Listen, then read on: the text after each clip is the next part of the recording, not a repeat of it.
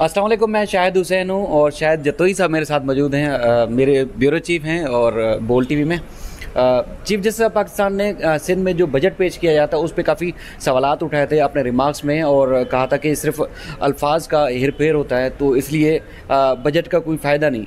शाहिद जतोई साहब चूँकि सिंध गवर्नमेंट को एक अरसे से रिपोर्ट करते हैं और एक अरसे से सिंध में सहाफ़त करते हैं, बड़ा नाम है इनका, तो इसलिए मैंने आज इनको ज़हमत दी कि जो सवालात चीफ जस्टिस ने उठाए थे वो, और उसके अलावा फिर ख़ास तौर पर जो अभी बजट पेश किया गया है सिंध हुकूमत की तरफ से, उसका क्या फ़ायदा होगा।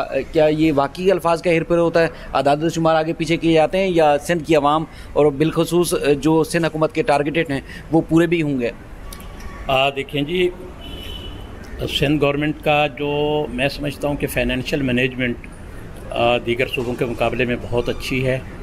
और वज़ीर आला सिंध जो हैं सैयद मुराद अली शाह, ये पहले वज़ीर आला बनने से पहले फ़ाइनांस मिनिस्टर भी रहे हैं और वो उसको जानते भी हैं, फ़ाइनांस को जानते भी हैं। इनकी फ़ाइनेंशियल मैनेजमेंट जो है वो बहुत अच्छी है। इसमें एक बात जो है वो गवर्नेंस वाली जो सुप्रीम कोर्ट के चीफ जस्टिस साहब ने फरमाई है, ये एक सवाल निशान है सिंध में।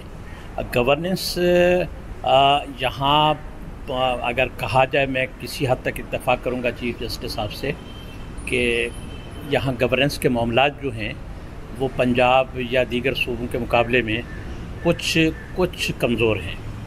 गवर्नेंस पे इनको तवज्जो देनी चाहिए।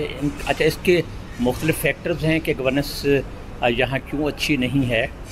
एक तो सिंध को जो है वो मुख्तलिफ़ क़ुव्वतें जो हैं इस पे असरानंदाज होती हैं, और सिंध में जो है वो लॉ एंड ऑर्डर का मसला रहा है, सिंध में दहशत गर्दी रही है और बहुत सारी क़ुव्वतों की इन्वॉल्वमेंट है, इंटेलिजेंस एजेंसीज़ की, पैरामिलिट्री फोर्सेस की, रेंजर्स की, बहुत सारी चीज़ें पेचीदा हो गई हैं, इसलिए गवर्नेंस के मसाइल हो गए हैं।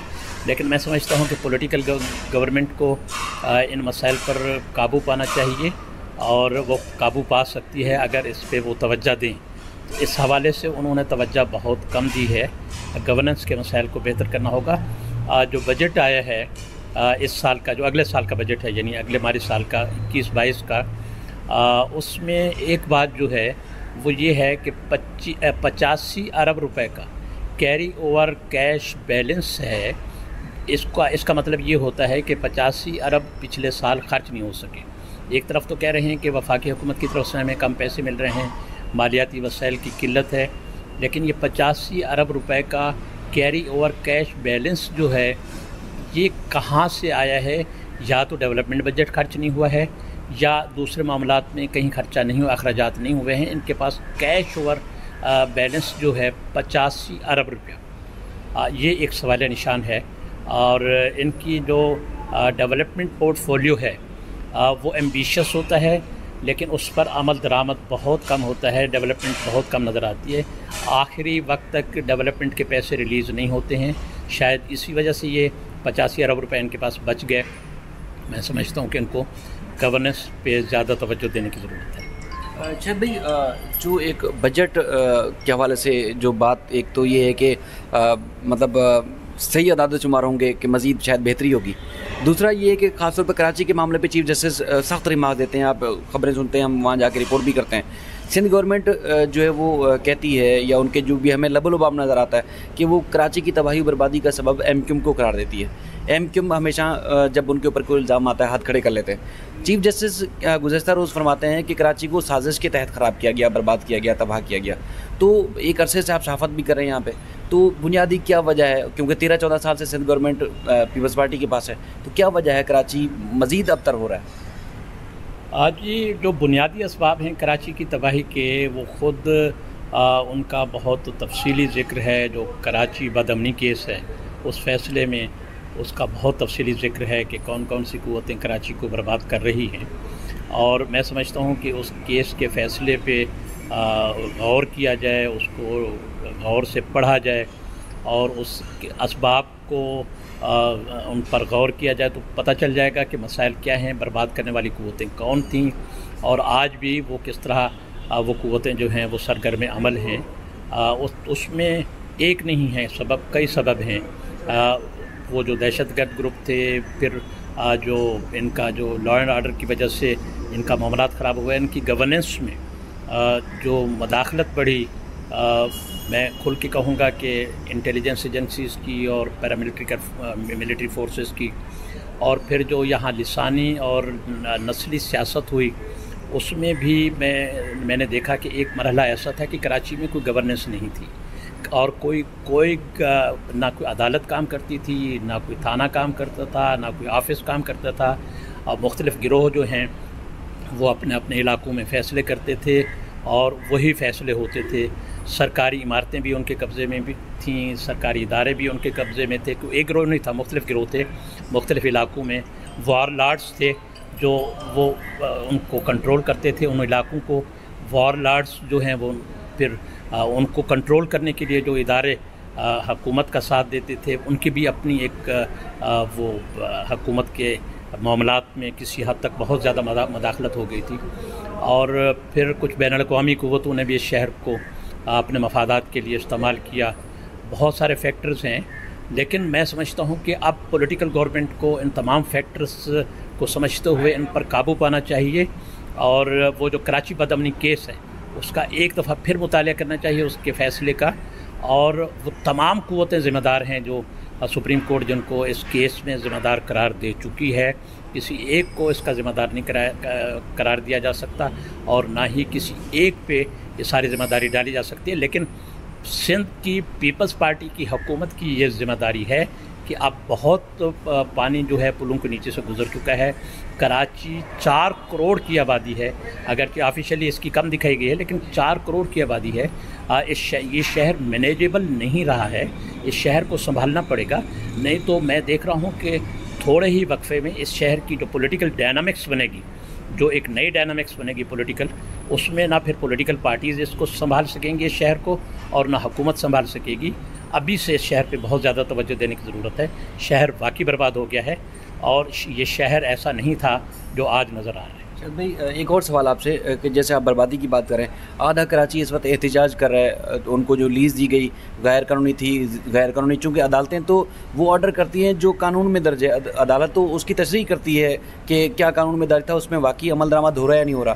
तो गैर कानूनी करार देने के बाद आप अलादीन पार्क देख लें, नसरा टावर देख लें, इसके अलावा फेडरल बी एरिया के इलाके, वहाँ पर लोग एहतजाज कर रहे हैं। तो उनको ये लीज़ देने वाले कौन थे, या उनके खिलाफ महकमा जाती कार्रवाई क्यों नहीं होती अब जब निशानदेही हो चुकी है? तो मैं मतलब इंतहाई माजरत के साथ मैं अदालत के किसी मामले पे कमेंट नहीं करूँगा, लेकिन मुअज़्ज़ज़ जज साहबान जो हैं वो रिमार्क्स दे चुके हैं कि यहाँ किसी का प्लाट किसी को दे दिया जाता है, यहाँ जो है वो रिकॉर्ड जो है कंप्यूटराइज्ड नहीं है, यहाँ फोर्जरी होती है, यहाँ रिकॉर्ड की टेम्परिंग होती है।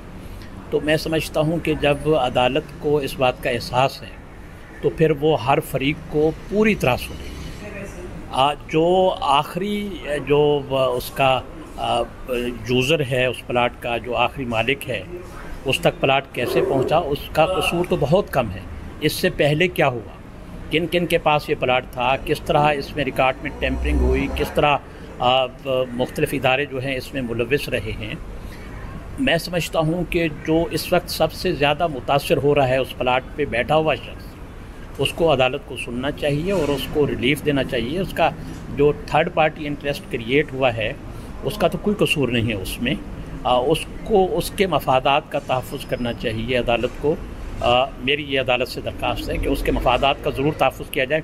गलती किसी और की, भुगते कोई और, ये जो है मैं समझता हूँ कि इससे बहुत ज़्यादा अफरा तफरी होगी और इससे लोगों में मायूसी पैदा होगी।